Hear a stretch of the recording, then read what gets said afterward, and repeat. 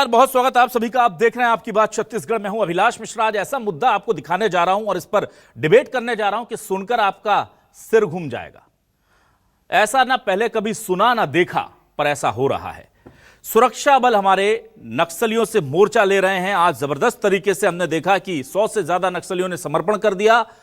करोड़ों रुपए कैश लेकर आए, सोना लेकर आए, हथियार लेकर आए और कहा सरकार को कि हमने आपको दे दिया, हम मुख्य धारा में आ रहे हैं। बहुत कम ऐसा देखने को मिलता है। ऐसा हुआ, करोड़ों रुपए के साथ, हथियारों के साथ, सोने चांदी के साथ नक्सलियों ने, 100 से ज्यादा नक्सलियों ने जगदलपुर में आत्मसमर्पण किया। बड़ी खुशी की खबर, बड़ी खुशी की खबर कि वो तारीख 31 मार्च बिल्कुल करीब है जब हमारे छत्तीसगढ़ से नक्सलवाद का खात्मा होगा। डबल इंजन की सरकार का वादा है और उम्मीद लग भी रही है कि सब कुछ अच्छा है और यह पूरा हो जाएगा। पर कहते हैं ना, रंग में भंग भी पड़ता है, रंग में भंग पड़ गया है। केंद्र सरकार ने छत्तीसगढ़ की राज्य सरकार से कहा है कि ये जो सुरक्षा बल हमने नक्सलियों से लड़ने के लिए आपके राज्य में भेजे थे ना, इसकी फीस दो। कितनी? 21,500 करोड़। 21,500 करोड़ रुपए फीस दो जो हमने सुरक्षा बल भेजे हैं आपकी सुरक्षा के लिए, नक्सलियों के खात्मे के लिए। यह चिट्ठी आई थी राज्य सरकार के पास। राज्य सरकार ने वापस केंद्र के गृह मंत्रालय को लिखा कि भाई हमारी तो ये पूरा जो बजट हम एक साल का लाते हैं उसका 15% है 21,000 करोड़ रुपए, ये हमसे मत मांगिए, इसको माफ कर दीजिए। तो वहां से गृह मंत्रालय, जो केंद्रीय गृह मंत्रालय है, कथित तौर पर उसने माफी कैसे दी है? कहा ठीक है चलो, पैसे तो माफ नहीं कर सकते, 4 किश्तों में थोड़ा थोड़ा चुका दो। अब आम लोग हैरान, पत्रकार भी परेशान है। मैंने दिल्ली के कई पत्रकारों से बात की, वो कह रहे भाई ये मामला तो पहली बार आया है, अभिलाष जी क्या करें, ये तो सुना ही नहीं था हमने कि अगर कहीं कुछ गड़बड़ हो जाए और सुरक्षा बलों को केंद्र भेजे तो उसकी फीस मांग ले, पैसा मांग ले। कुछ लोग तो तंज में यह भी कह रहे हैं कि भाई पूछ लो केंद्रीय गृह मंत्रालय से कि ये टैक्स आप जो ले रहे हैं या ये जो फीस आप ले रहे हैं, इस पर जीएसटी कितना लग रहा है, सेस कितना लग रहा है। हद है। मतलब नक्सलवादियों से लड़ते लड़ते छत्तीसगढ़ के लोग परेशान हो गए, कई दशक हमने उसमें गवा दिए और अब केंद्र सरकार कह रहा है कि आपकी सुरक्षा कर रहे हैं तो आप पैसे तो देने पड़ेंगे ना। जब यह सवाल विधानसभा में उठाया गया तो हमारे गृह मंत्री विजय शर्मा, जो डिप्टी सीएम भी है, उन्होंने कहा कि यह मैटर इतना बड़ा नहीं है, हम इसको केंद्र से बात करके निपटा लेंगे, परेशान होने की जरूरत नहीं है। पर हां, दिल में तो दर्द उठेगा भाई। कोई आपकी मदद कर रहा है क्योंकि संघीय ढांचा है और केंद्र सरकार का फर्ज है कि किसी राज्य में लॉ एंड ऑर्डर की व्यवस्था हो, नक्सलवाद हो तो वो स्थिति को ठीक करना। पर उसके बदले अगर छत्तीसगढ़ राज्य जैसे राज्य से पैसे मांग लिए जाएं तो सवाल तो बनता है। इन्हीं सवालों के साथ शुरू करते हैं आपकी बात।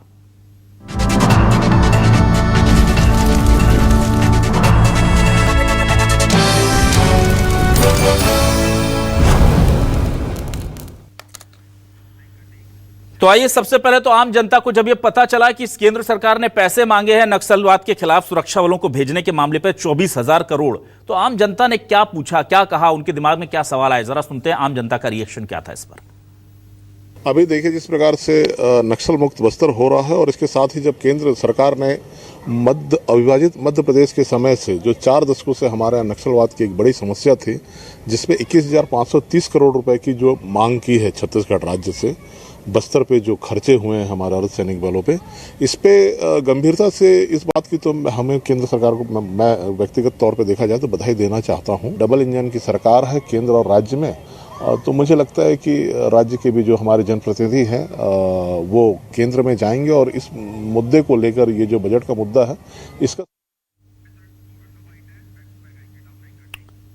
तो वो कह रहे हैं कि वो जाएंगे और केंद्र से बात करेंगे। हालांकि राज्य सरकार भी करी, हम केंद्र से बात करेंगे, हमें राज्य सरकार की मंशा, उसके काम पर कोई शिकायत नहीं, लेकिन केंद्र सरकार मांग कैसे सकती, ये सवाल उठ रहा है। अब ये सवाल कांग्रेस भी उठा रही। कांग्रेस कह रही कि भाई रमन सिंह की सरकार थी ना, मनमोहन सिंह जी होते थे यूपीए के प्रधानमंत्री उस वक्त, और उस वक्त तो देश ना तो 4 ट्रिलियन इकोनॉमी का मुल्क था, ना हम स्वर्णिम रफ्तार से दौड़ रहे थे जैसा बीजेपी कहती है।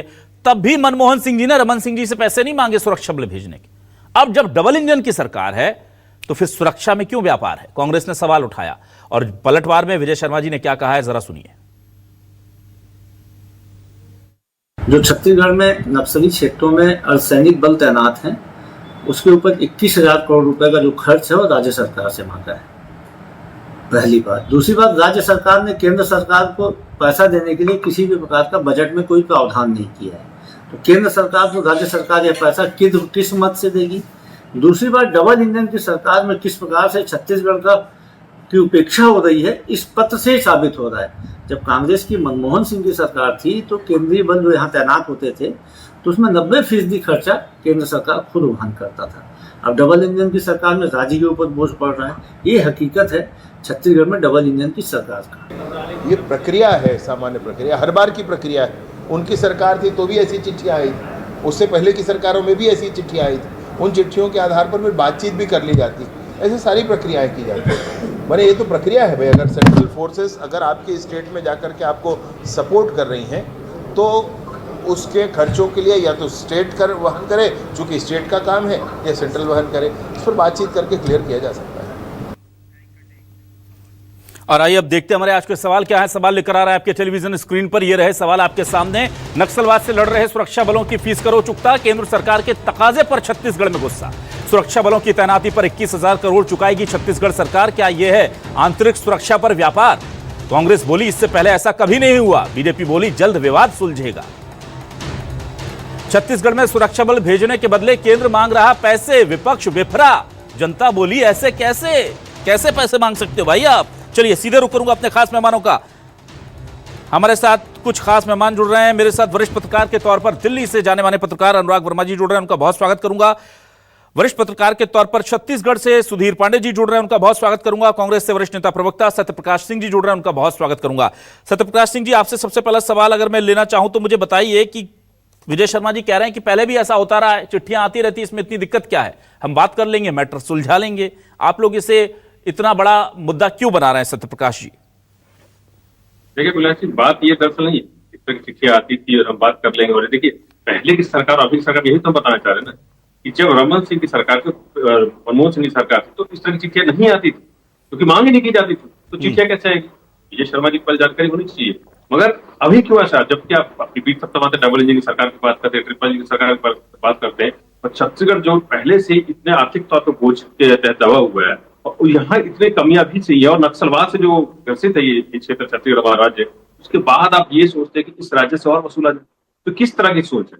आप प्रदेश की जनता को एक तरफ पीठ थपथपाते हैं कि हम नक्सलवाद से मुक्त कर रहे हैं, हमारी वजह से हो रहा है, और दूसरी जगह से आप इसी नक्सलवाद खत्म करने के नाम पर वसूली भी कर रहे हैं।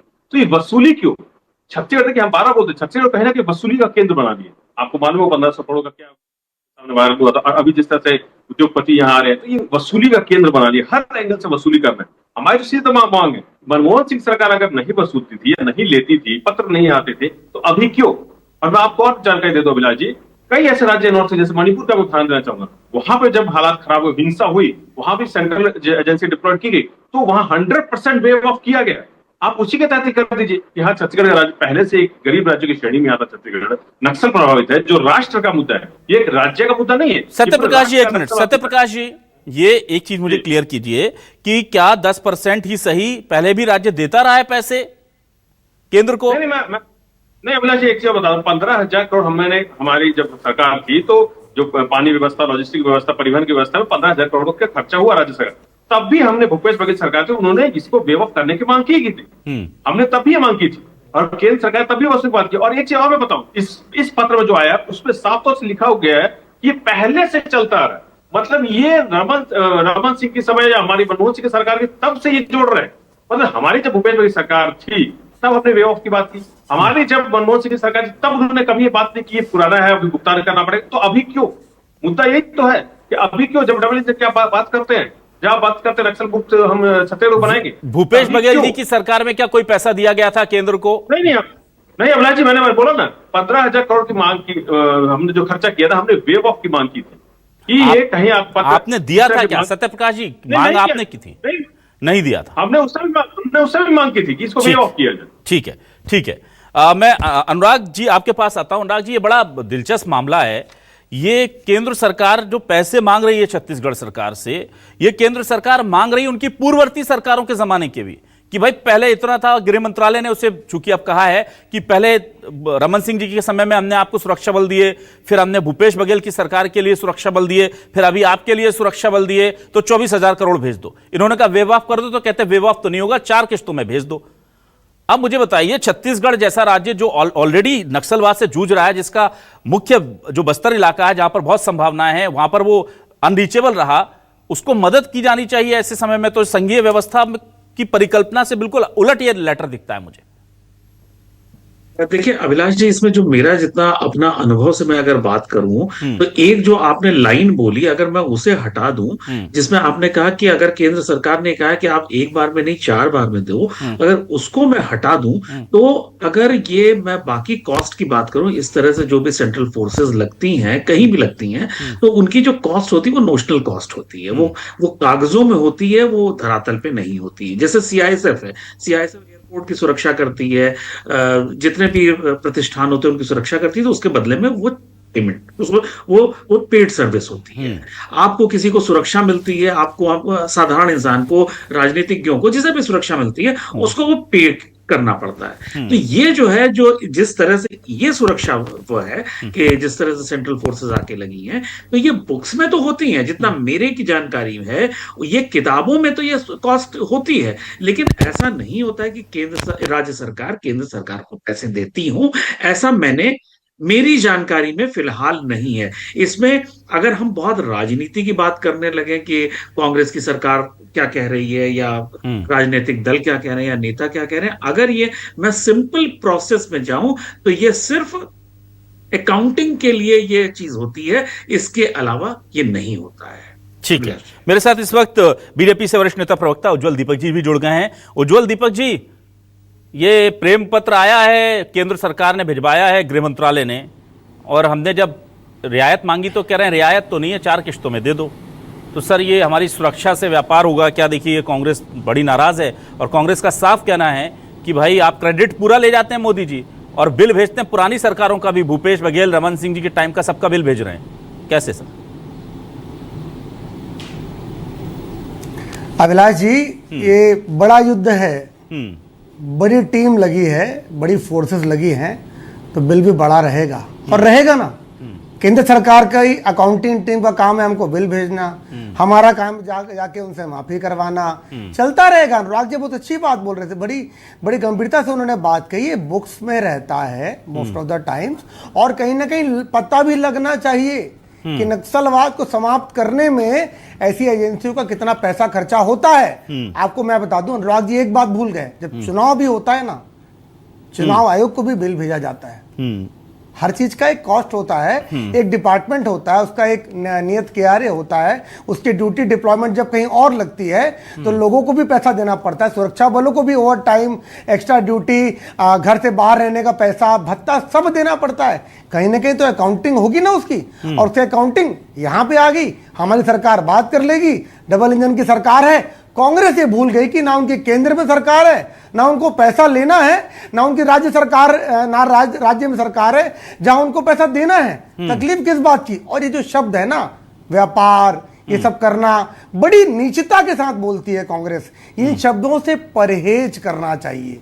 कांग्रेस पार्टी को देश की सुरक्षा का मामला है, आंतरिक सुरक्षा का मामला है, हम आपस में सुलझा लेंगे। कांग्रेस पार्टी को बीच में जाने की जरूरत नहीं है। वो तो ये देखे कि राहुल गांधी की जर्मनी का पैसा कौन भरता है, ऐसी कौन सी एजेंसी जो उनके विदेश यात्रा का टूर का बिल भेजती है, हिमाचल प्रदेश में जो घर बन रहा है उसका बिल कौन पे कर रहा है, टिकट बेची जा रही है हिमाचल में, उसका हिसाब किताब कांग्रेस पार्टी दे, शराब का पैसा कौन रखा। इनको तकलीफ इस बात की नहीं है, ठीक है, कि प्रदेश से पैसा मांगा जा रहा है। इनको तकलीफ इस बात की कि राजनीति करनी है, किसी भी बात पे मुद्दा उठाना है। ये कौन सा शब्द है कि व्यापार हो रहा है? व्यापार की बात कहां से आ गई इसमें? चलिए ठीक है, मैं जल्दी से आ जाता हूं सुधीर पांडे जी आपके पास। कड़ी निंदा करता हूं इस बात की। ठीक है सुधीर पांडे जी, मैं ये जानना चाहूंगा कि इससे पहले मनरेगा का नाम बदला गया, राज्यों पर उसका बोझ आया, 40% बढ़ गया, वो जो पहले 10% या उससे भी कम था। ऐसे कई मामले हैं जिसमें केंद्र ने अपनी हिस्सेदारी कम की है और राज्यों से कहा है कि खुद संभालो, और यह हर राज्य के लिए बड़ी दिक्कत का सबब है। और गैर बीजेपी शासित राज्य खुलकर इस बात को बोलते हैं, और बीजेपी शासित राज्यों में जाहिर सी बात है कि अनुशासन की फिर दिक्कत हो जाएगी, तो वो दबे जुबानों में उस चीज को बोलते, पर दर्द तो सबको है। कि एक तरफ तो बजट केंद्रीय हिस्सों का जो कर आ रहा है, हमारे पास कर का जो हमारा हिस्सा आ रहा है वो कम हो रहा है, और दूसरी तरफ योजनाओं का बोझ बढ़ रहा है। अब ऐसे में जब ये चीजें सामने आती तो आम जनता को जरा समझाइए कि क्या दंगा अगर किसी देश में होगा, देश के किसी प्रदेश में हो रहा है और वहां पर सिक्योरिटी फोर्सेस भेजी जाती हैं या आंतरिक सुरक्षा को मेंटेन करने के लिए फोर्सेस भेजी जाती हैं तो उन पर भी होगा। और नक्सलवाद से निपटने का खर्चा छत्तीसगढ़ सरकार ही क्यों उठाए? नक्सलवाद से तो 5-7 राज्य मिल रहे हैं, तो क्या ये सभी को भेजा जाएगा? कल को सीमा पर अगर पाकिस्तान अटैक कर देता है, वहां सेना भेजी जाती है, तो क्या फिर वहां राजस्थान, पंजाब, जम्मू कश्मीर, गुजरात, इन राज्यों को सेना का खर्चा उठाना पड़ता है? ये व्यवस्था क्या है? जरा मेरे दर्शकों को थोड़ा आराम से समझाइए सर कि ये व्यवस्था क्या है और कैसे इसे हम जायज माने नैतिकता के तकाजे पर। संघीय ढांचे में ये व्यवस्था दी गई है कि जिस राज्य को जिस चीज की जरूरत पड़ती है, एक जैसे उन्होंने अनुराग जी भी ने बताया कि चाहे चुनाव का काम हो या कोई भी लॉ एंड ऑर्डर का काम हो, तो राज्य सरकार फोर्सेस मांगती है और फोर्सेस भेजने और उसके रहने खाने या उसकी जो व्यवस्थाएं होती हैं उनके खर्चों को लेकर के केंद्र सरकार दावा करती है।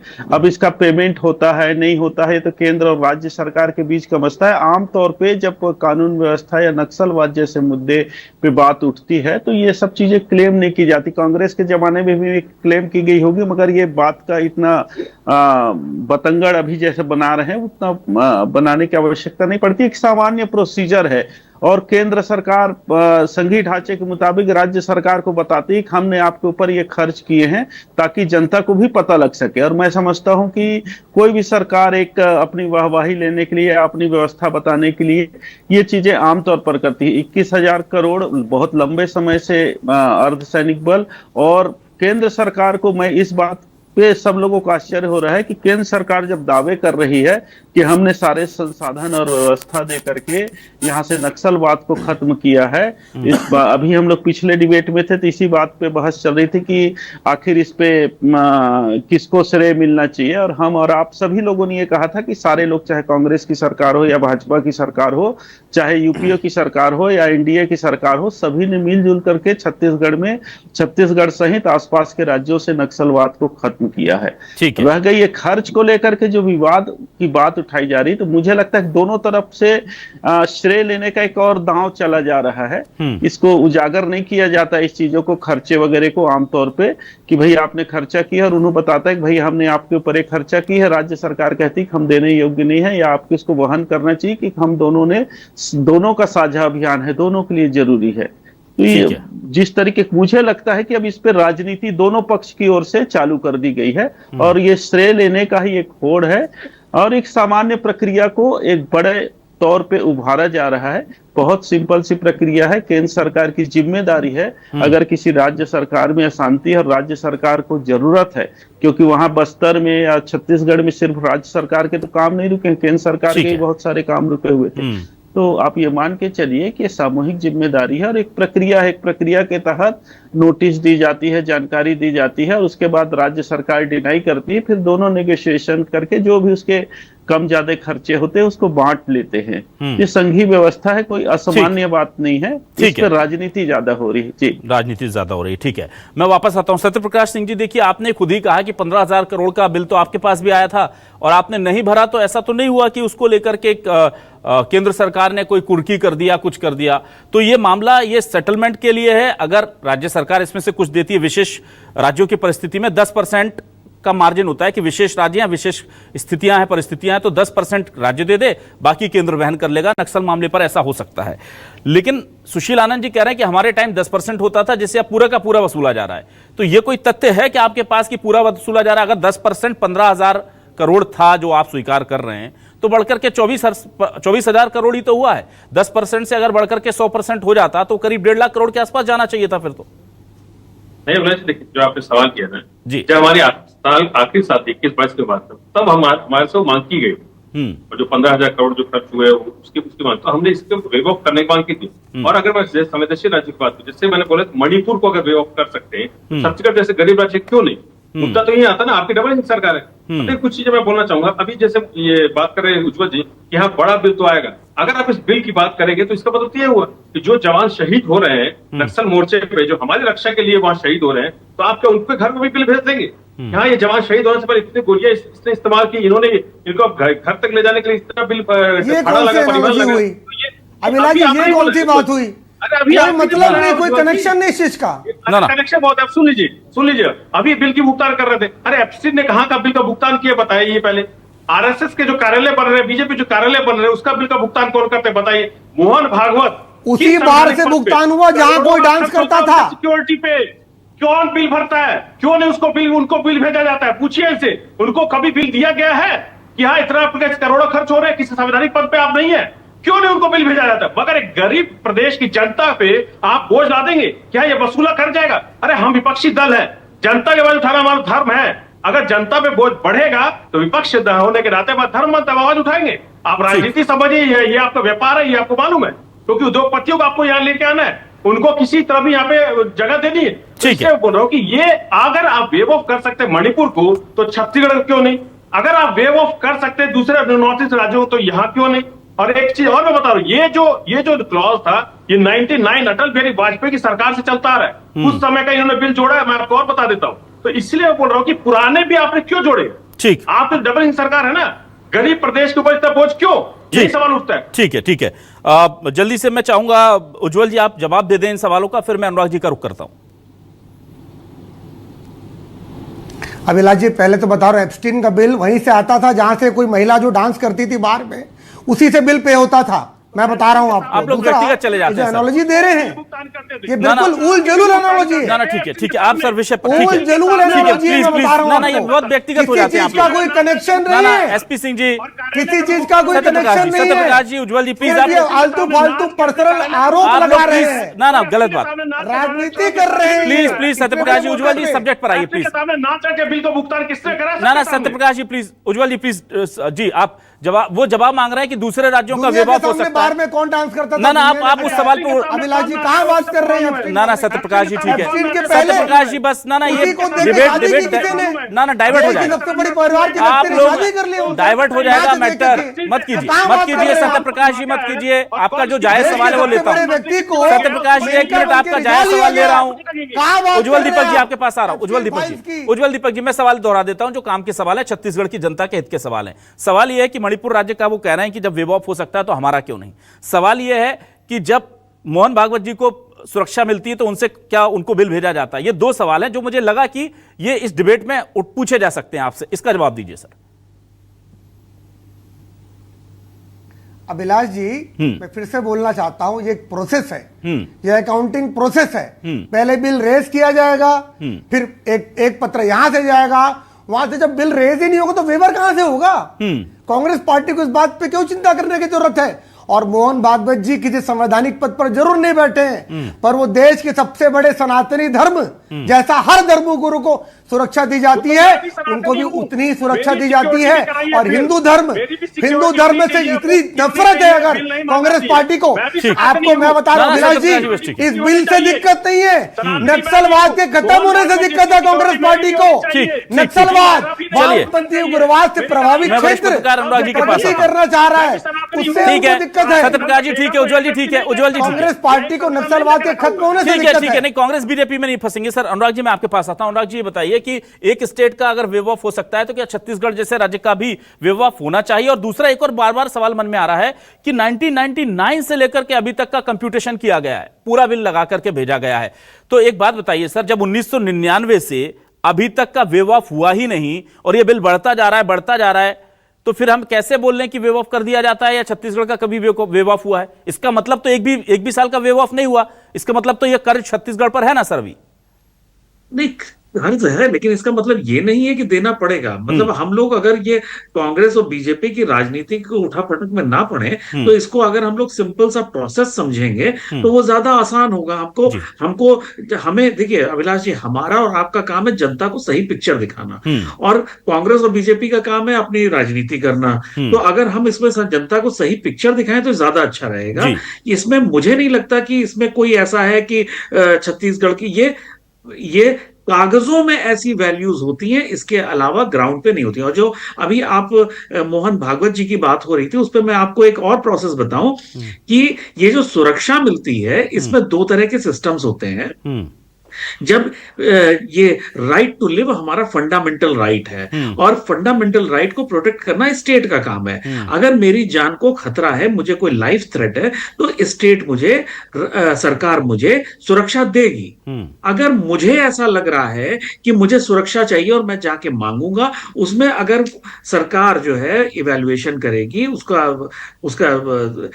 देखेगी कि हमें चाहिए या नहीं चाहिए। उसमें यह भी होता है कि कई बार वो चार्जेबल भी होता है कि जिसने सुरक्षा ली है उसको पैसे देने पड़ते हैं। तो ये दोनों तरह की व्यवस्थाएं होती हैं और हर साल इसको इवैल्यूएट किया जाता है कि सुरक्षा मिलनी है नहीं मिलनी है, और इस तरह का प्रोसेस होता है। तो ये फंडामेंटल राइट के अंतर्गत जो है ये सारे बड़े लोगों को जिनकी, इवन कोई भी हो सकता है। आप अगर जम्मू कश्मीर में चले जाइए तो वहां मैक्सिमम पत्रकारों को सुरक्षाएं मिली हुई हैं, क्योंकि वो लोग, उनका काम ऐसा है कि उनकी जान पे खतरा है। तो इस वजह से उनको सुरक्षा मिलना राइट टू लिव के अंतर्गत वो है। अनुराग जी, मैं चूंकि छत्तीसगढ़ की जनता से थोड़ा ज्यादा इमोशनली कनेक्टेड हूं, तो मुझे एक सवाल मेरा जहन में रह गया। आपने बहुत अच्छे से मेरे सवालों का जवाब दिए, लेकिन एक सवाल मेरे मन में रह गया कि आप कह रहे हैं ऑन पेपर रहता है, ऑन पेपर मणिपुर को अगर वेव ऑफ मिल सकता है सर, तो छत्तीसगढ़ को क्यों नहीं? मैं यहां अटक गया हूं सर।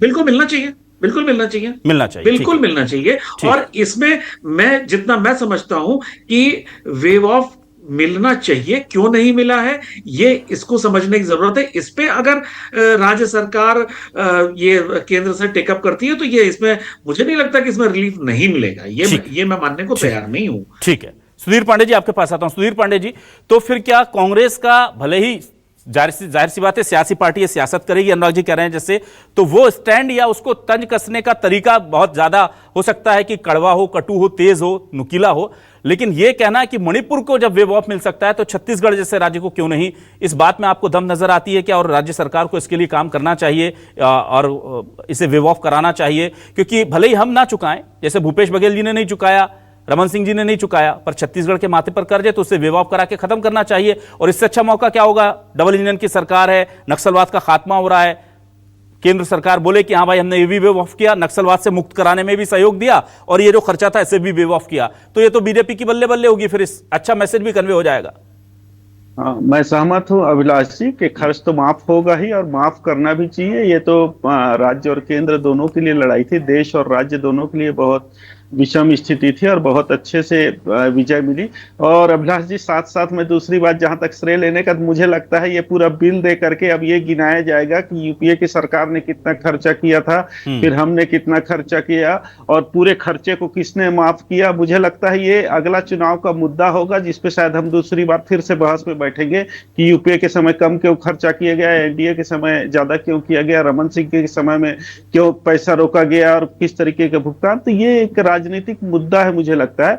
और जिस तरीके के बिल को पेश किया गया है, तो छत्तीसगढ़ में चुनाव अभी तो काफी समय है, इस पे बहस भी चलेगा, काफी लंबे समय तक बहस चलेगा। मगर जहां तक माफी के सवाल है, ये तो माफ होना चाहिए।